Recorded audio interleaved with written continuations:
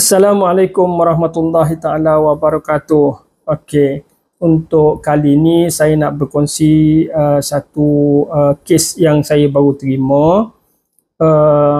Baru-baru ni saya dapat call daripada seorang isteri minta diambil suaminya di rumah kerana suaminya dalam keadaan yang tidak sedarkan diri. Kata si isteri, suami dia ni ketagih dengan ubat-ubatan. Ubat-ubat ni dia beli di farmasi. Ada juga yang ubat yang dia beli secara online. Kemudian dia akan sulam dengan ubat batuk. Okey, pada malam kejadian tu, suami dia ambil 3 jenis ubat. Setiap jenis ubat, suami dia makan 1 papan. 3 jenis ubat, maknanya 3 papan.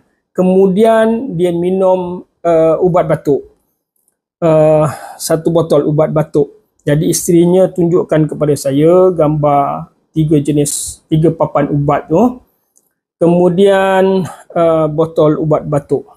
Ketika kami sampai di rumah, kami pergi. Sampai di rumah, kita tengoklah klien tu dalam keadaan yang tidak sedarkan diri. Kita tampar-tampar muka dia, kita gegar-gegar badan dia pun dia tak sedar, dalam keadaan yang tidak sedarkan diri.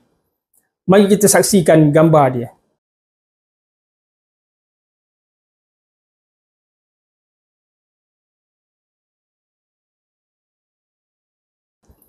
Itulah gambar dia. Macam mana keadaan dia terbaring atas sofa dalam keadaan tidak sedarkan diri. Kata isteri dia, dia ni memang duduk beza bilik. Dia duduk bilik asing. Dia suka berkurung dalam bilik. Dia buat kerja pun, buat kerja melalui handphone. Saya tahu tak pasti apa kerja dia. Tapi kata isterinya, isteri dia pun tak pasti apa kerja dia. Tapi dia akan buat kerja melalui handphone. Dan duit masuk ke dalam akaun online. Daripada akaun online itulah dia beli ubat-ubat tersebut melalui online sampai ke rumah, ataupun dia akan keluar pergi ke farmasi untuk dapatkan ubat-ubat tu.